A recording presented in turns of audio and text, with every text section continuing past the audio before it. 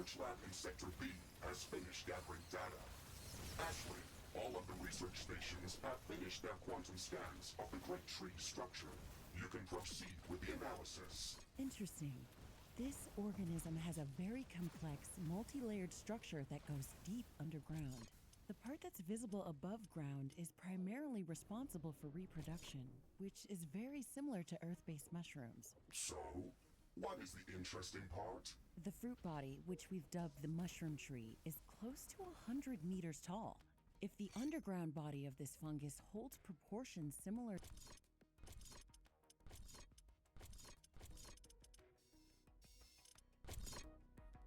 to Earth-based fungus, this entire organism could span hundreds of kilometers.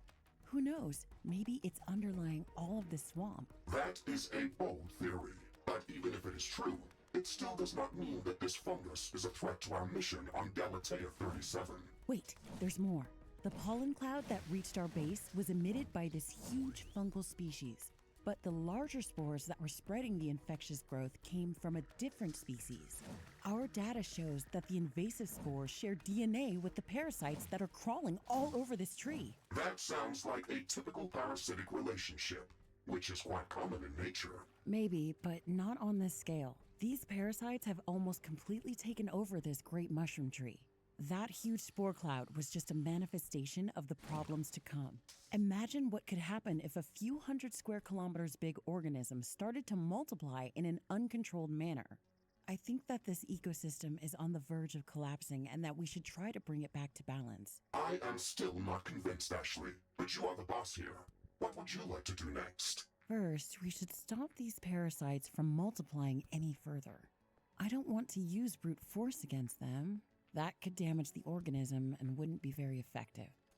Maybe we could try to find some natural repellent that could drive them away from this tree. I have cross-checked this parasite species' chemical spectrum against planetary quantum scans of the fungal swamp.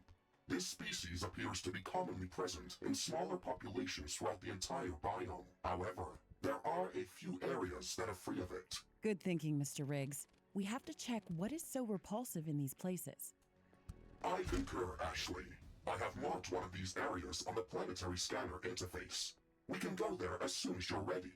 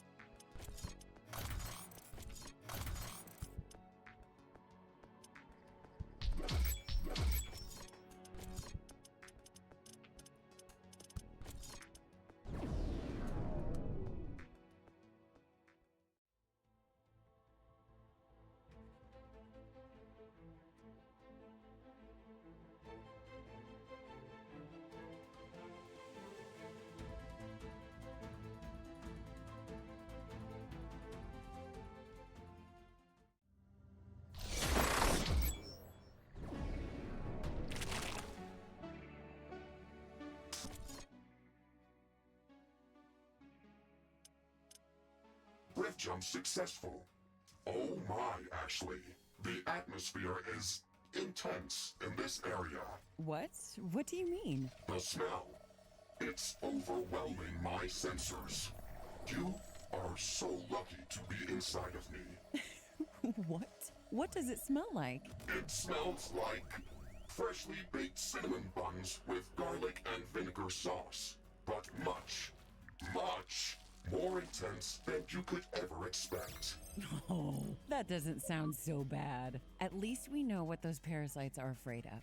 Let's try to find what's secreting the smell.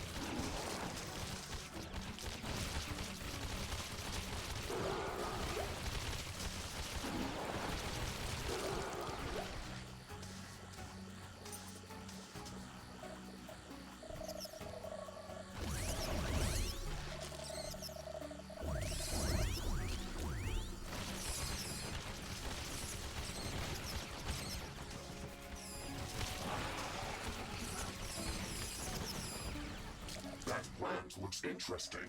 Let's move closer to it. Wow, look at that curiosity. It's got huge dangling eyes at the front, a lot of smaller eyes on all sides, and a huge gaping mouth at the bottom. This is probably the strangest creature that we've seen on this planet, or maybe even anywhere. Indeed, Ashley. It is really difficult to say how all of its appendages fit in this ecosystem. It does not appear to be aggressive. Is that smell coming from this plant? This is a very peculiar creature. It's an herbivore with a very fast metabolism and particularly strong digestive acids. It's completely harmless to us, but I'd love to gather more information about it. It does have an intense odor that is similar to what I described earlier, but it is much less intense. Maybe it isn't ripe yet. That is possible. Or maybe it needs to be fermented. Yeah, that would make sense too. I think we're getting closer. Let's keep searching. We can call this plant Garlemonium from the scent. Brilliant name, Ashley. No wonder you're a scientist. I love working with you, Mr. Riggs. Please, never change. Thank you, Mr. Riggs. This substance has an unbelievably intense odor. No wonder the parasites hate it. But we'll need to gather more of it if we want to get rid of them from the entire tree. Brilliant. I really feel like I was made for this job. Stop complaining, Mr. Riggs. Nobody said we'd only be sniffing flowers. This excrement must have been produced by a large creature like the one with those dangling eyes that we met earlier. I really like how you use the word product in this particular instance. I was trying to avoid saying poo too much, but if you insist, we can call this creature a poogrit. Okay, how can we get more of this product?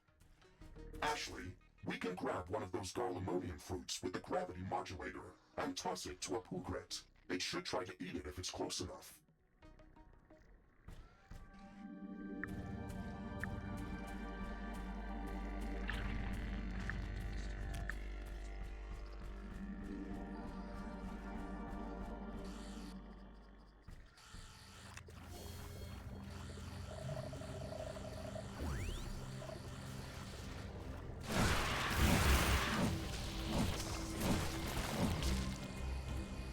Humidity is rising.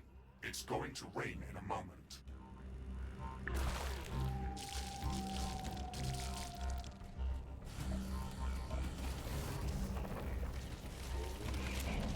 This rain is harmless to our base, but it decreases solar panel efficiency until it stops.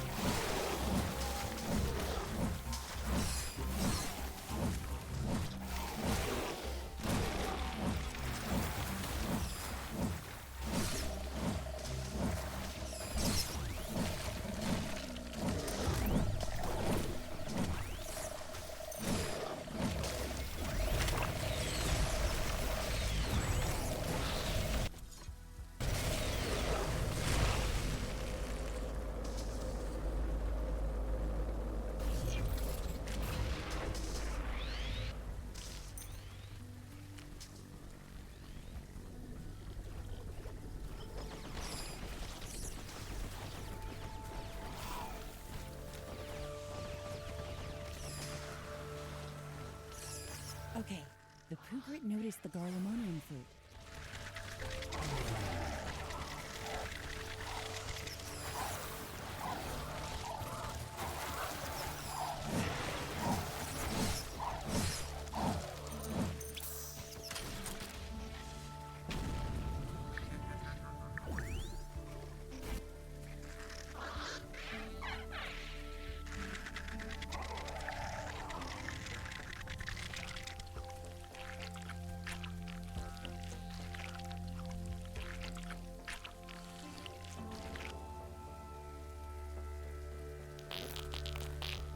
Ew, that's gross. Wow, that was some rapid digestion.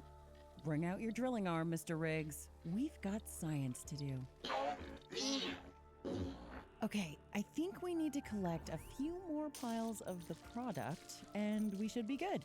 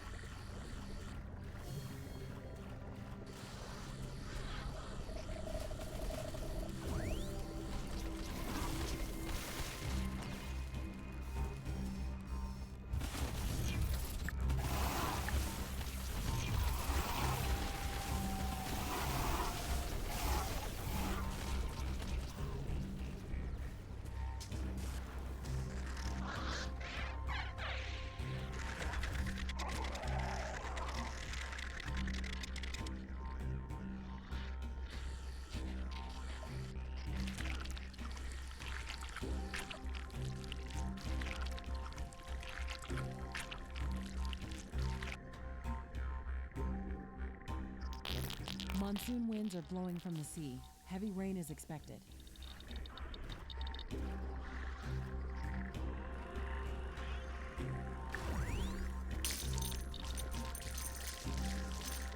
The precipitation is intense. It may take some time before it subsides.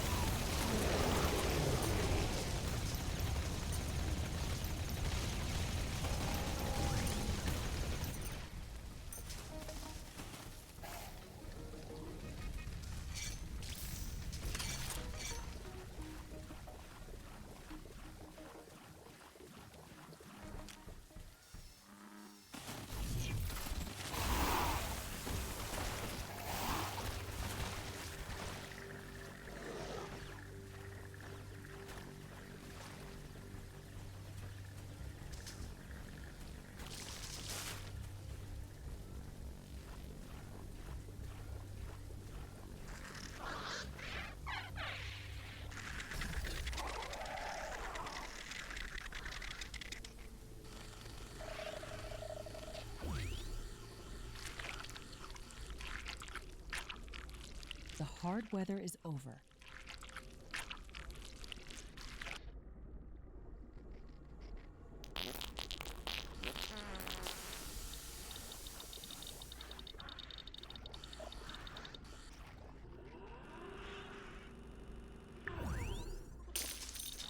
This is it. I think we've got enough of the product to spray the entire mushroom tree. We can rift back to the fungal swamp outpost as soon as we're ready. Wait a moment, Ashley. I think we missed something that you may consider interesting. What is it? My sensors are picking up an unusual energy emission in the middle of a flooded area. The energy signature is similar to the bioanomalies that we have been encountering from time to time. But this one appears to be larger, and they previously only appeared on dry land. Yeah, that certainly sounds like something that is worth investigating. Let's go there.